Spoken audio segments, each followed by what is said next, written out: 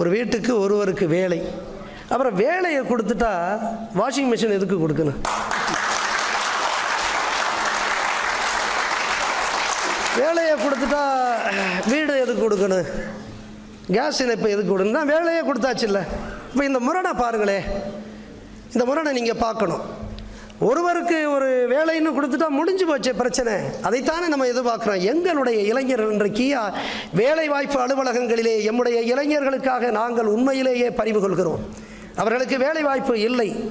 கிராமங்களிலிருந்து முதல் தலைமுறையாய் அவர்கள் பட்டதாரிகளாக, பொறியியல் பட்டதாரிகள் எல்லாம் படித்து வந்து பெருநகர வீதிகளில் 7,000 8,000 ரூபாய்க்காக அலைந்து தெரியக்கூடிய அவலத்தை பார்த்து உண்மையிலே நாங்கள் அவர்கள் மீது பரிவு கொள்கிறோம், கருணை கொள்கிறோம்.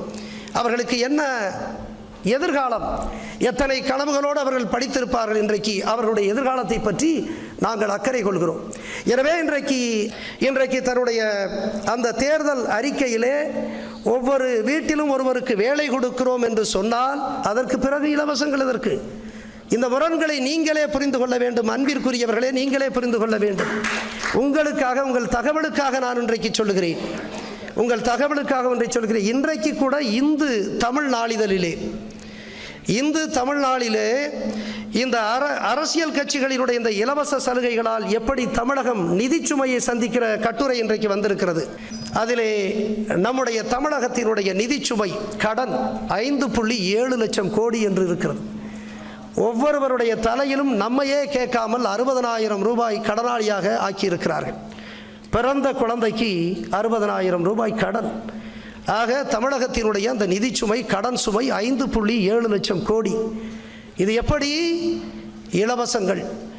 எனவேதான் சொல்கிறேன், இந்த இலவச திட்டங்களிலே முரண் இருக்கிறது. எம்முடைய இளைஞர்களுக்கு வேலை கொடுங்கள், எதிர்காலம் இல்லை.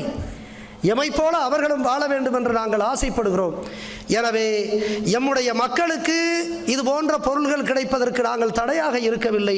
ஆனால் இதை காட்டிலும் எம்முடைய இளைஞர்களுக்கு வேலையை கொடுங்கள். அவர்கள் சுதந்திரமாக தன்மானத்தோடு அவர்கள் தங்களுடைய குடும்பத்தை அவர்களால் நடத்தி கொள்ள முடியும் என்று நான் சொல்ல ஆசை.